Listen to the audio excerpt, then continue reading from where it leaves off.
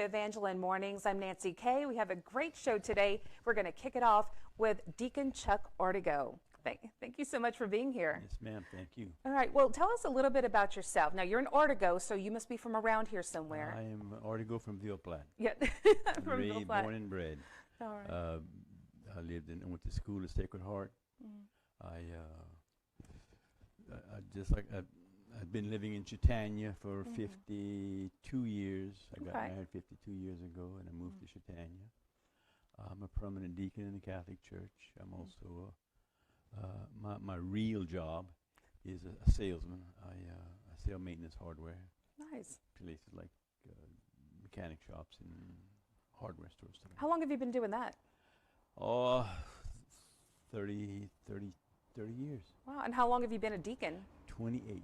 Almost the same. Almost the same. My life changed, like a straightening out, I guess you could say, about the same time. My life changed a lot. How did it change? Well, I was working in a parts house for over 20 years. And in the parts house, it's like I knew what time I had to go to work. I knew what I was getting paid. I knew when I went to lunch. I knew all those things for 20 years. And then I had, I don't know what it was, but I had a desire to become a sales rep. And I really didn't even know what a sales rep was. And so I took a chance on it, and I said, if it didn't go well, if I didn't make it, I could always go back to work in a parts house with new people and stuff like that. But I've been doing this for 30, like I said, a little over 30 years now. Wow. And the way I remember 30 years is my first grandchild is 30 years old. Okay. I started in May, and she was born in August. Nice. So that's a good way to remember it. that's a good way to remember it. You'll always remember her birthday. You always remember how old she is. I'll always remember her. So what made you want to be a deacon? Well, that's a long story. You want the long story? Yes, give us a little. We have some time. Story. We have time. Like I said, I went to school at Sacred Heart all my life, and I learned all the stuff that you're supposed to learn as a student. Some of the things that you're not supposed to learn, I learned that too.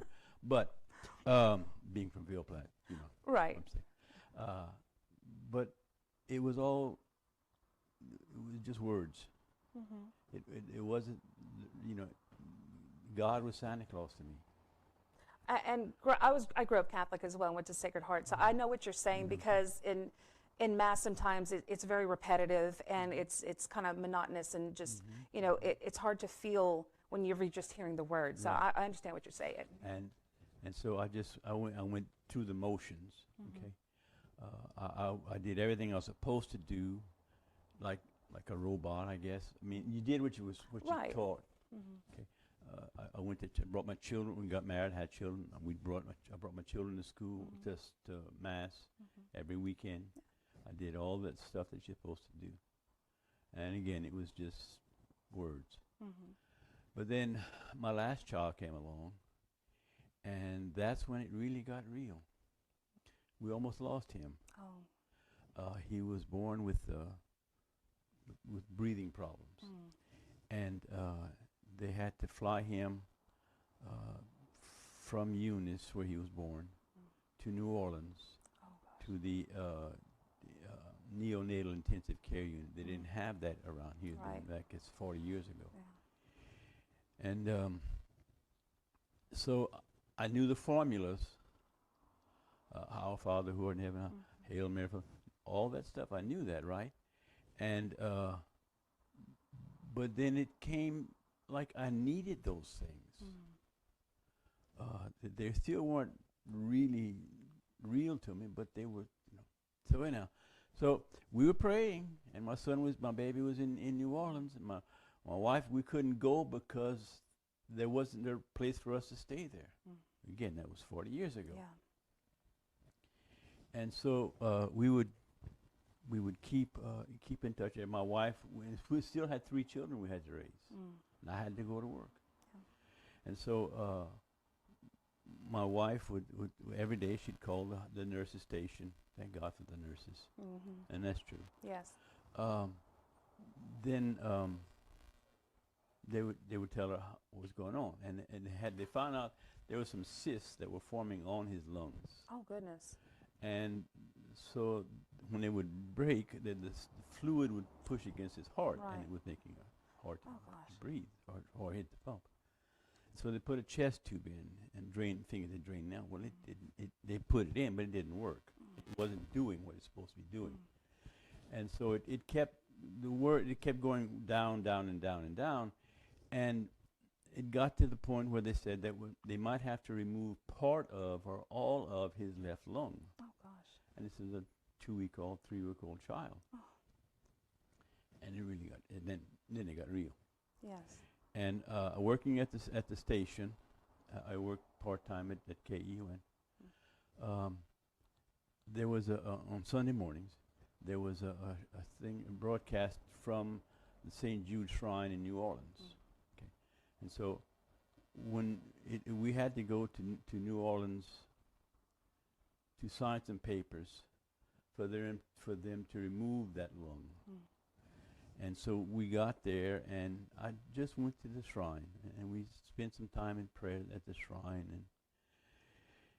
And when we got to the hospital to sign the papers, they said, "Oh, hold on, you don't have to sign them. We're going to wait." All of a sudden, the tube started draining, and then the next thing they told us was later on was, well, the cysts stopped forming, and they didn't know why or where it came from. And so it was 3 weeks after we went, we brought him home. And he's 41 years old, and he lives in Crowley, and he has a wife and a baby. That's so amazing. It is. And so my wife decided that she needed to go and spend a weekend in Prairie Rowan as a crucia, it's like a retreat, okay? And she said, give 3 days back to God for that. So she went, and she came back, and I didn't know what it was, but there was something different. And I didn't know what it was, but I wanted some of that, whatever it was. And so I went made to crucia. And while I'm at crucia, the light came on that this is real. I can still remember when I said, gasping, this is real. This is the real deal. And so before that I went, and I told my wife, I said, let me tell you something. I'm going to go to that crucia thing. But don't expect me to get involved in church. Right. Deacon Famous church. last words. Really. Famous. Anyhow, so from there on, the doors were opening and things were changing, and my life kind of started growing, and started seeing things that were there. And so that was sometime after that, decided I felt the call to become a permanent deacon in the Catholic Church. That's a wonderful story. And that's where we are today, you know. I love that. I love that calling that you got, where it finally made sense. You're right. It finally made sense to me. And so if you're not sure, if you think it's just words, check him out. Yeah. You have to do your part. It's not magic. No. You know, we don't say some magic words, do a kabuki dance, and something kind of magically happens. It's not about that. Right. It's about a loving relationship with God. You got to seek Him out. That's right. And He'll find you. Well, so we have to take a break in just a little bit, so we may have to continue this conversation. But what is the main difference for those who don't know between a deacon and a priest? Okay, the deacon is one of the final steps before you become a priest. But as a permanent deacon, which has been around for a very long while, the first martyrs was a deacon, permanent. It was a deacon, Stephen. Anyhow, the difference between priest and deacon: priest can consecrate they can hear confession. They can give you absolution. They can consecrate the host. Without the priesthood, as Catholics, we believe that Jesus is made manifest in that little host that we receive at Mass. Right. Can I cut you out for just 1 second? They're telling me to break, and I have to listen to what Rob says behind that card, or he'll be mad at me. So we'll be right back, because I want to hear more about this, because a lot of people don't know the difference. And we'll be right back with Deacon Chuck Ortega. You're watching Evangeline Mornings on UGN's Louisiana Television.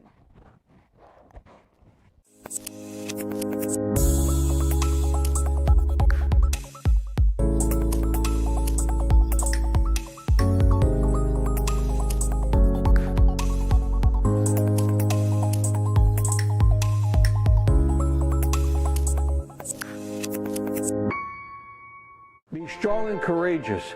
That's the message Jesus has for you if you're injured or ill. Keep your eyes on Christ, and let us at Fontenot Physical Therapy and Fontenot Physical Therapy West help you run the race.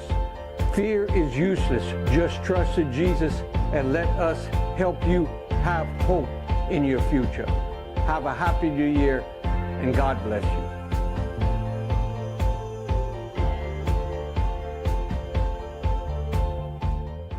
Hey, you can check out Louisiana Television on UGN Broadcasting by downloading the app on Roku, Fire Stick, Apple TV, and all mobile devices. From Mardi Gras to Gumbo, Zydeco, and our 400 festivals, what other state can you go in and see a world of yesterday and today in the same blink of an eye? From LSU sports to Bayou Classic, Creole Cajun cuisine, Louisiana Television has it all.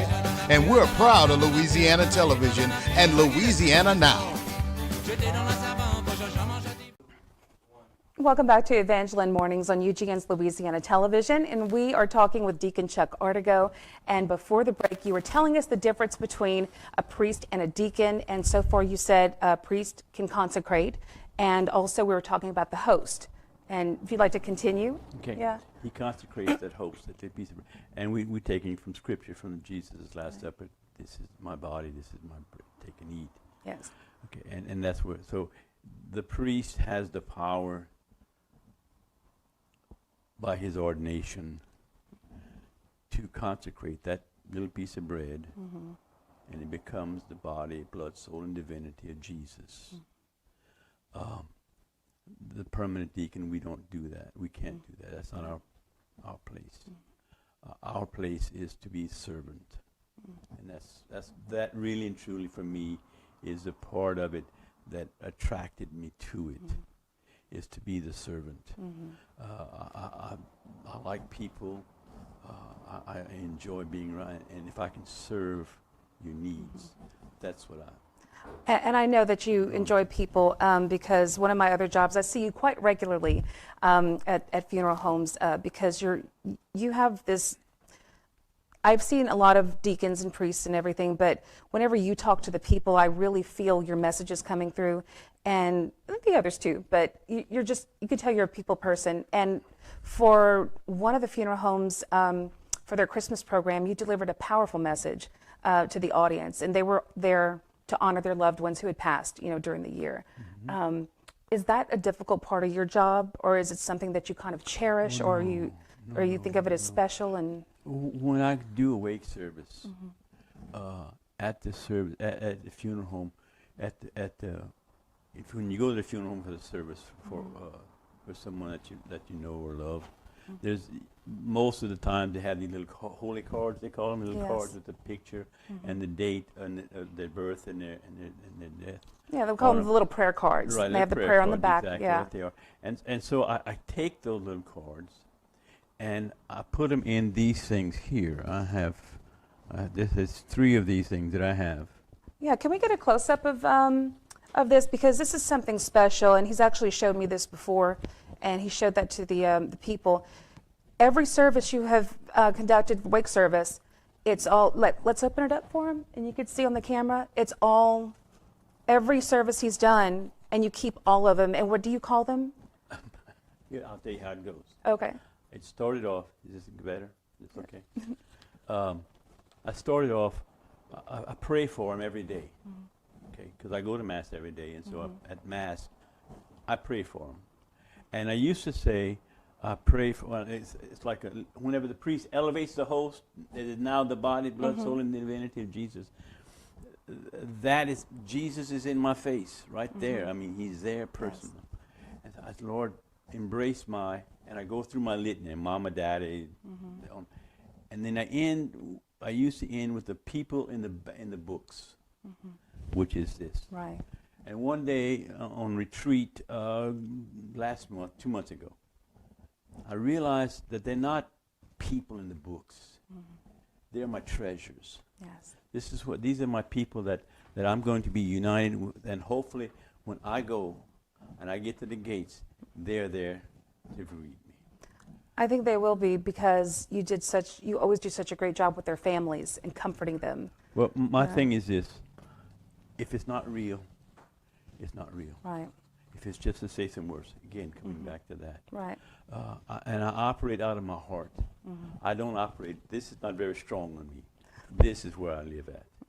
And this is what gives me life, what brings me life, and what gives me joy in being the servant to the servants of Christ, of Christ's holy people. And so you take something that traditionally people would find an unpleasant task, but you find some beauty in it. I do. Yeah. Because here's my deal, is that we're all going to die. It's going to come to us all. And right now, these people in these books here, I say, the three theological virtues, faith, hope, and love, right? Yes. And faith and hope are beautiful and wonderful. Without that, it's really going to be a tough place to live. Yes. But in reality, these people don't need faith or hope anymore. They know the answer to the big question. Yes. But they'll always need your love. And that's the one thing that we can have, that we can communicate to them, that we can share with them. And it's amazing to me is I'll see people, like some of the people in here, they're not the same people, but I see something in somebody else, and it reminds me of Harry Summerlin, or even of Blaze Leonard's, or somebody in there. And that's when I say, Lord, thank you. They're there, and they're close. Yes. Like I said, it's not magic. That's that's the real deal for me. Yeah. It's with that. And so do you say some of the similar things if someone goes to you, if they're grieving? Because I imagine you get that question a lot. Yeah, well, I do. But grieving, yeah. I don't like to. I don't want to have people to be so distraught, and I've seen it where they just give up on life. Yeah. And that's not what it's about. If we have any kind of faith at all, we know that this is not the end. Right. Whenever in reality, it's just the beginning of a very long time. Yes. Okay. So that's where I'm at with that. I think that makes sense. It does, and everything that I've studied. I mean, I grew up Catholic, but I studied a lot in school, different religions, different belief systems, even just anything, anthropology of religion, all of that. And it just, everything that I've read is just, we're just here for a short time. Right. Like that's the real life, beyond this one. Correct. And this is just like a little school for us, basically, to learn. Well, yeah. And you said different religions. It's the same God. It is, yeah. It's the same for me and Catholic and Baptist. It's the same Jesus. And my thing is to live by what his command. What is his great commandment? Love one another as I've loved you. Not living the way we live today. Our world, our country is so split up and divided over not trusting, not loving, not loving except loving me. Yeah. Right. That's the way I look at it. I don't mean to get excited about it. But no, that you're right. I feel the same way oftentimes, and that was really the and everything that I've studied, not just Christianity, but I've studied, Hinduism and Taoism. It all comes back to literally the golden rule. Treat others as you want to be treated, love others as you. Yeah, that's literally what it comes down to. Is just don't be a jerk. That's it in a nutshell, right? That's it. to say it like today. Yeah. But like I said before, my thing is this: that it's so easy to follow what Christ wants from us, and it doesn't take complicated things. It's small, little bitty moments of life. That's where we live. Yes. The big explosions that happen in our life, they happen and they're good, but it's in the day-to-day stuff, the humdrum of life, Right. where we find peace, or we find love, or we find sadness. Yes. And Jesus said to love one another, and I do. I love everybody that God puts in my way. Some of them are easier to love than others, but we have to love everyone. I agree. And I love what you said about everything being together, the love, the sadness, the joy, the grief. It's all part of the tapestry of life, you know. Absolutely. That's what makes us human. That's exactly Yeah. right. That's So right. I love that. Well, Deacon Chuck, is there anything else you wanted to talk about before we? That's pretty much, you've covered everything I have right there. It's, Well, good. If someone should want to get in touch with you for any kind of service, how would they get in touch with you? well, ordinarily, all the funeral homes know how to get in touch with me. That's the best. And do you perform any other services? Baptisms. Again, Yeah. what can I do as a permanent deacon in the church? Right. Okay. Baptism, proclaim the gospel, preach. I do wake services, and I do funerals. Yeah. So they can ask around and you can get in touch. Call the church. Any of the Yeah. churches. Call the know who I churches and they am, can yeah. get. Okay. Deacon Chuck, thank you so much for being here. I think honor. you've enlightened us quite a bit and I think honor. comforted us. Yes. honor. My honor too. Thank you so much, and I hope you'll join us again. Thank you, ma'am. You're watching Evangeline Mornings on UGN's Louisiana Television. We'll be back right after this.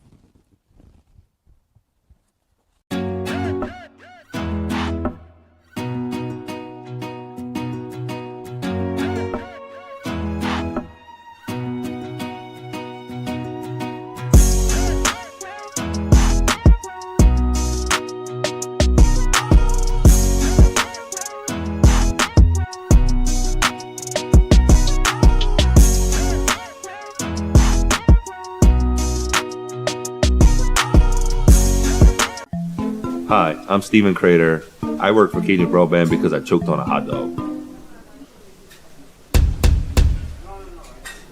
I was heading out of the job in the morning, stopped at the Sunset Liquor Store, grabbed me 2 hot dogs, started driving. A piece of the hot dog got stuck in my throat right here.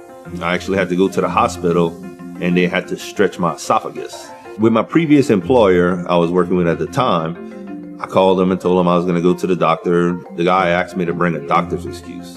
It was a big kick to the stomach for me, so I just said, okay, I'll bring you a doctor's excuse, and I quit. And that's whenever I called up Cajun Broadband, told them my situation, and they said, come on down.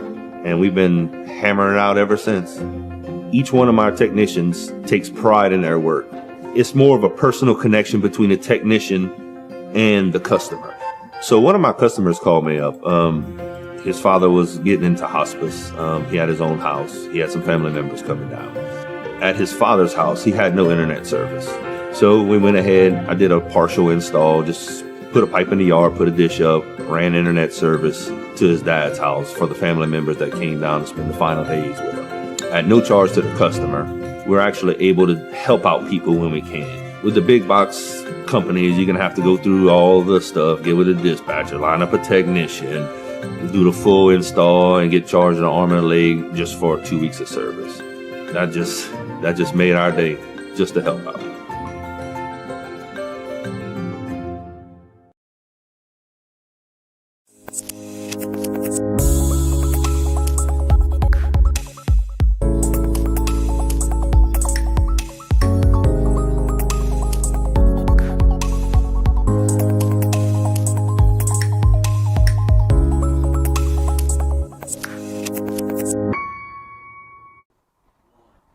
You're watching Evangeline Mornings on UGN's Louisiana Television. I'm Nancy Kay, and right now our special guest is Kayla Lazard of Kayla Lazard Photography. Thank you for being here, Kayla. Thank you for having me. Sure. Why don't you tell us a little bit about yourself and about your photography business?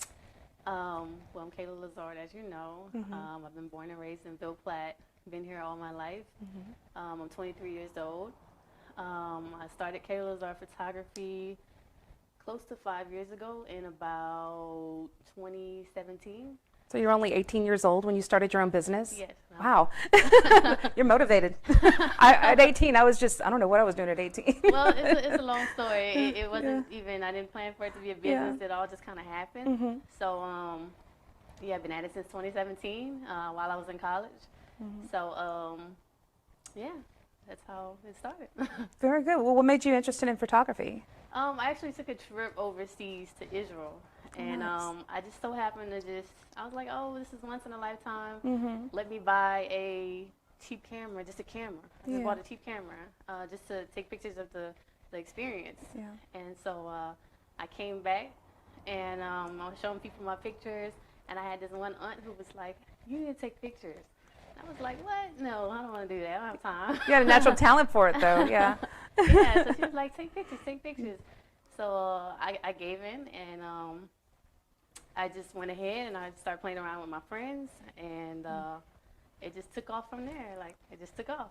Very cool. That's when you just know you're on the right track. Just things fall into place easily. And yeah. So what kind of photographs do you like to do? What do you specialize in? My main thing right now is weddings. Weddings, and then after weddings, I'm going to say family, engagements, graduates. I pretty much do everything. I don't do newborns, but my main thing right now is weddings. Okay. That's the most popular thing that I do. Why don't you do newborns? They're just too difficult to work with? Newborns, it's like playing a sport. If you know how to play basketball, but you don't know how to play baseball, you got to learn that it's a different ball game. Yeah, exactly, So I stray away from those. Were you going to branch out to other areas of photography? Yeah. I mean, like I said, I pretty much do everything. I do branding.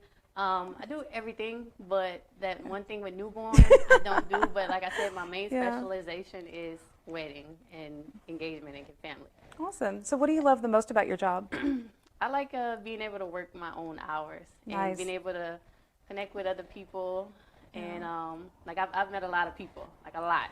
And I've been able to go a lot of places, and it's just been fun. And I really enjoy doing it because it doesn't come off as a job. It's just really I just have fun doing it. So. Yeah, I mean, it's great whenever you have a job, it's something that you love. It really isn't a job. Yeah, it just you're just making money for something that you're passionate about.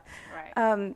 Did you ever want to be anything else growing up? Yeah. Actually, when I was in college, so my degree is in finance.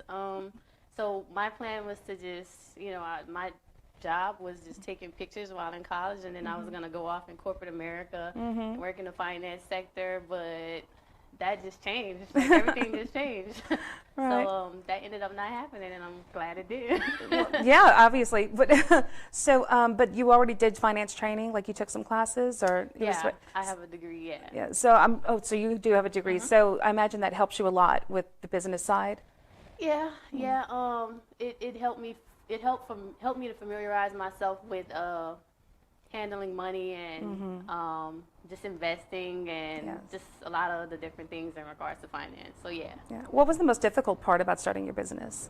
The most difficult part was probably figuring out what I like most and who I wanted to cater to and what my style would be. Yeah. So until I figured that out, it took a while. It took probably like 2.5 years to figure out what exactly I wanted to do and where exactly I wanted to go, but I got it. So.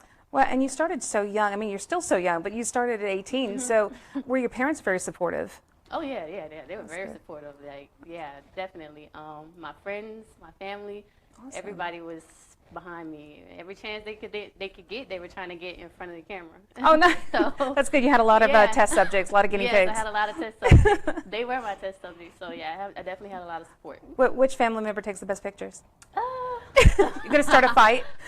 Yeah, let me not answer Okay, that. don't answer that one. Okay. So what are some of the challenges you faced in your photography business? The most challenging thing I would probably say is just honestly, I mean, it just kind of, I can be truthful. it hasn't been that hard because it honestly just came to me. But for challenge-wise, I'm gonna say just the management side, because it's one thing to go out and do the work. That's the easy part. But you got a whole nother part, which is the management. You got to manage X amount of clients. Right. You have to set deadlines. You can't procrastinate. It's just probably the management side. Yeah. So, Yeah, I'm always terrible with that side too. Like I'm Yeah. more of the creative type. So, Yeah. that would be kind of difficult for me to juggle. So Yeah. now you've been doing it for 5 years. So what was the impact of the COVID pandemic on your business? I mean, it did slow down. At first, it was kind of just like, it slowed down.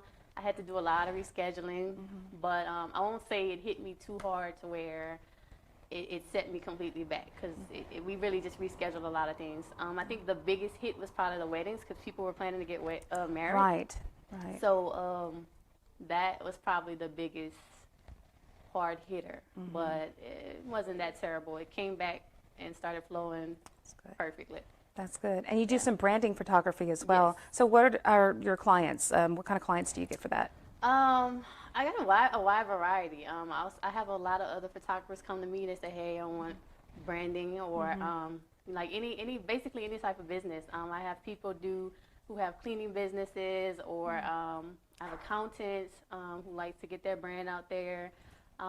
Just a wide variety. So pretty much anything. Awesome. And then basically when they come to me, we detail out what they want to show, how they want to represent their brand, and we get the pictures done, and it expresses their business.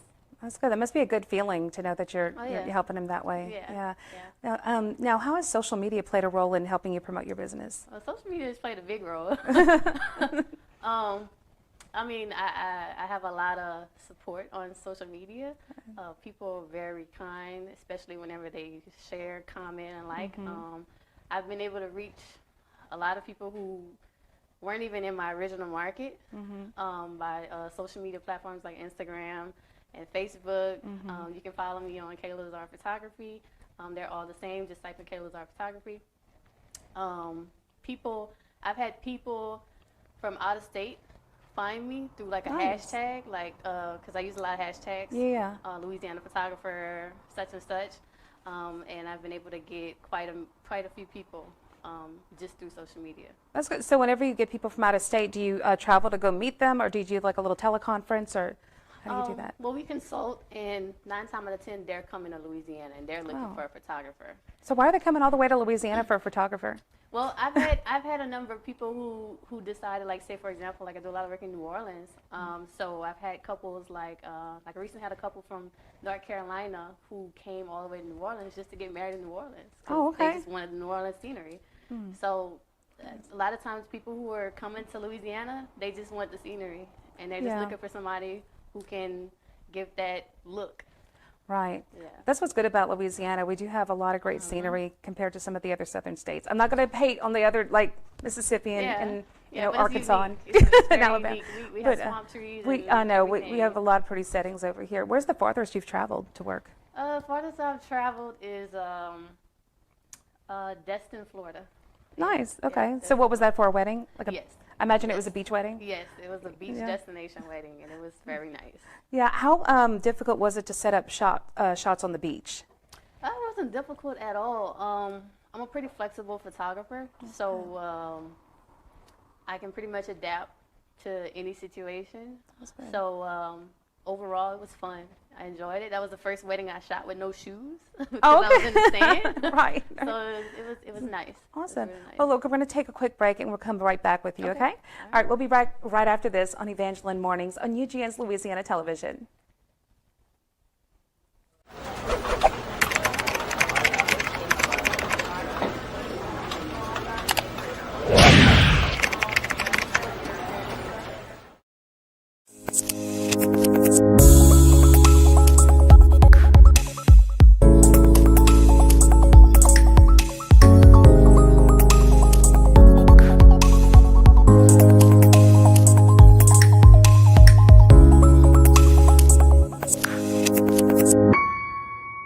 Hey, you can check out Louisiana Television on UGN Broadcasting by downloading the app on Roku, Fire Stick, Apple TV, and all mobile devices. From Mardi Gras to Gumbo, Zydeco, and our 400 festivals, what other state can you go in and see a world of yesterday and today in the same blink of an eye? From LSU sports to Bayou Classic, Creole Cajun cuisine, Louisiana Television has it all.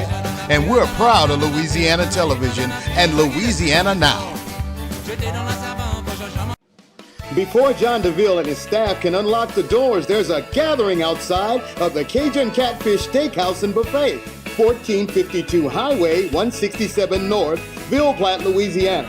His staff would like to invite you in for a dining experience you won't forget. From fruits and salads made fresh every day to a spacious environment to stretch your legs out and loosen your belt loop. Enjoy Central Louisiana's best in seafood and steak. The Cajun Catfish Steakhouse and Buffet, 1452 Highway 167 North, Ville Platte, Louisiana. Welcome back to Evangeline Mornings on UGN's Louisiana Television. I'm Nancy Kay, and we've been talking with our special guest, Kayla Lazard of Kayla Lazard Photography. And you've been giving us some examples of the types of photography you do, and you've been in the business for 5 years. But during the break, you told me you have another business. So what else are you doing? So while I was, coming up in photography, I met a few people like accountants and real estate investors, and I ended up doing work for them. So they invited me, and I got into real estate. So I've been investing in houses. Nice. So what do you specifically do with that? How does your photography play a role into that? Well, what I'm doing with that right now is basically just trying to offer affordable housing to people who need housing. So I'm basically renting out property, and then do you take the pictures of like the houses to show off to people or anything? No, Okay. I'm not doing any listing or anything like that. Okay. So really, I would probably say photography is kind of separate, but I have done work for realtors. Just went into the houses and took photos of the house for them and whatnot. So I have done it, but as far as that business and photography, they're kind of separate. Yeah. But photography opened that door. So yeah, and if y'all didn't see the first half of this interview, she's only 23 years old. So she's in real estate. She has her own business since she was 18, and now she's doing real estate. So I'm really impressed with you. But so I think that's wonderful. And what would you like, or what I usually say is, what's your biggest wish for your business? My biggest wish is that, of course, people just fully. I just want people to fully love what they get from me. It's not even about the money or anything like that. I wish full success for myself, of course, but ultimately I would just want people to fully love what they get from me, and that's it. That's great. So you want happy clients, of course, but not just happy. You want them to feel good about themselves and their pictures, and and it's very important to do that, because I think a lot of people are very shy to be on camera. I imagine that's probably maybe your biggest obstacle when it comes to that, is people who just don't want to be on camera, or they're kind of scared. I've had that, but I've been able to master it to where I can make people, because a lot of my photographs are unposed, so it's not the typical photographs where you just stand up, look at the camera, and smile. It'll basically be like I put a thought into your head, you create an action, and then I create an image, and then it looks live. So I've been able to go around that, and I think that's why a lot of people, that's what separates me from a lot of different other photographers, because I'm not the average. I don't take the average images. Yeah, don't stand and pose. I imagine that helps your clients too, because the ones who are self-conscious, if they're thinking about doing their action, they're not worried about how they're looking. And not worried about it. And you just capture the most beautiful side of them, and that's awesome. That's awesome. So do you do any collaborations? Especially if you're working on weddings, like videographers or anything like that? Yes, if I do a wedding, yes, I do collaborate with videographers. I might bring them in if the bride or groom requests that they want a videographer. Of course, it will basically just be like a recommendation. I still work solely alone, but every once in a while I do have, like if I have a super large wedding where they want a second shooter, I might bring a second shooter on, but of course I'm still the main shooter. But 98% of the work that I do is probably just me. Right. But I do bring on videographers just to kind of get them in the door too, if video service is wanted from the client. Very good. And usually I ask people, what advice would you have for other people wanting to start their own business? But I like the fact that you're very young and that you have your business. How would you advise somebody maybe around your age? Because do you think it's maybe more difficult for younger people to kind of start their own business, or how do you think? Honestly, I feel like the younger the better, because you have so many years to make mistakes and learn versus someone who's, well, I mean, everybody has time to make mistakes and learn, but the younger you are, the more active your brain is and the more curious you are. And I mean, like everything is basically in our hand. Like if we want to know something, just go on YouTube. Right. And we're the people who are on social media. We know how social media operates. Right. So I feel like you have more of an advantage when it comes to marketing yourselves, especially, right? Right. Yeah. And I think it's more eye-catching when you're young and you're actually trying to do something, so people are going to support that. Right. Yeah. So now earlier you had said you're on TikTok and Facebook. What other social media are you on? Not TikTok. I'm sorry. You said Instagram. Yeah. Instagram. Are you on TikTok? I am. Okay. But I imagine Insta's the one for pictures the most. So yeah, Instagram. Instagram and Facebook really mainly. I do have a website, www.KaylaLazardPhotography.com. But my two main social media outlets are Instagram and Facebook, because my product is pictures. Right. That's where people are for pictures. Yeah. Exactly. And of course those hashtags help. Yeah. And hashtags help a lot. Yeah, and I think probably older people, they don't understand. No.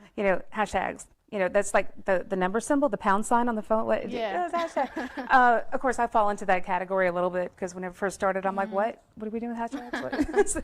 I'm kind of in that in-between age, where I know some tech, but anyway.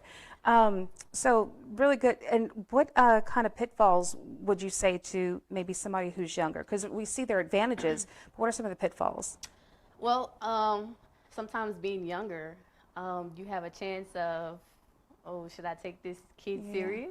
Or, I could see. Or wow, like, because I've had times whenever, when I was a little younger, first starting in the business, and they're like, wow, you're that young? Because speaking, they wouldn't have assumed that I was like 21 or 20. And then when they meet me, they're like, wow, this young face or whatever. So you would advise them to act as professional as possible and learn to speak clearly and, try to be as fluent and clear as possible. Set your business structure up properly. Have all your legal documents in order as a young person, because, just it could be challenging, but, if you just keep trying and you stay consistent and professional, it's all going to work out fine. And would you recommend they have something to fall back on, or being so young, maybe they can just go for it and then later go back for education or something? Or I mean, I'm going to say, have something to fall back on just in case it doesn't work out. Right. My fallback plan was college. Right. And you have your degree, so I mean, it was, so you were able to do that. Yeah. But a lot of people, I think, try to go for it, and maybe they don't get the right business advice in the beginning. And I like what you said about getting your legal doc, everything in order. So it's important for them to have somebody in their corner, whether they know an attorney or an accountant, especially. Now, obviously, you can handle your own accounting, I'm sure, honestly, or your own financing and investing anyway. But I mean, I do probably, I would say 40%, and I just hand the 60% off to my CPA. Yeah, I don't want to do it. I know, because sometimes with the business thing, if you're itemizing, it gets a little tricky and all that. I understand that part. Yeah. So, what is there anything else you wanted to mention about your business, about the photography in general, or? I mean, I just love what I do. I love it. It doesn't feel like a job. I can tell, because you light up when you talk about it. Like. Yeah. I could talk about it all day, honestly. I just love what I do. Well, what kinds of equipment do you use? So, like, what's your favorite camera to use? My favorite camera is a Canon. I'm a Canon person. I started off. I'm with a Canon Nikon. person too. I love me some Canon. Yeah, I started off with Nikon, but I work with Canon solely right now. I work with the mirrorless cameras. They're very high tech. The color and the imaging is amazing. Yeah, and I probably invest the most there in the equipment. Well, how long did it take you to learn to all the technical side of photography? Well, it's honestly just a learning thing. Learn as you go. Yeah, because honestly, I didn't have anybody to go to. Hey, what do you think about this? Or hey, how do I do this? Everything was kind of just like figure it out on your own. A lot of YouTube videos, yeah. Yeah. That helps definitely a lot. Yeah. So I mean, it's been good. Just figuring it out, and like I said, I love Canon. Canon's been good to me, and I'm sticking with them. Yeah, I don't blame you. I've had that. I think that's probably the only camera I've ever had was Canon, and Yeah. it was always been good to me. Yeah, Now I just it's a rely on great my phone, investment. but Yeah, it's a great I do investment. want to get a nice professional camera though. Some of the toys that Sam has around here, I'm kind of jealous. I'm like, can I borrow that? So we're about to close out, but before we go, let's remind everybody again how to get in touch with you. You guys can find me at Kayla Lazard Photography on Facebook and Instagram, or you can go on my website at www.kaylalazardphotography.com, and you can submit a form, submit email, and we can chat. And it doesn't matter where in the country you are, Doesn't where in the matter. world, It you doesn't just, matter. yeah, you can do a consultation with anybody. Yes. Yes. Kayla, thank you so much for being here, and I'm very impressed with you for just being young. I know I sound like an old lady right now, but I'm very impressed with you for being so young and just being so professional and starting your own business. Thank you. All right, we wish nothing but the best for you. We'll be back right after this on Evangeline Mornings on UGN's Louisiana Television. Be strong and courageous. That's the message Jesus has for you if you're injured or ill. Keep your eyes on Christ and let us at Fontenot Physical Therapy and Fontenot Physical Therapy West help you run the race. Fear is useless. Just trust in Jesus and let us help you have hope in your future. Have a happy new year and God bless you.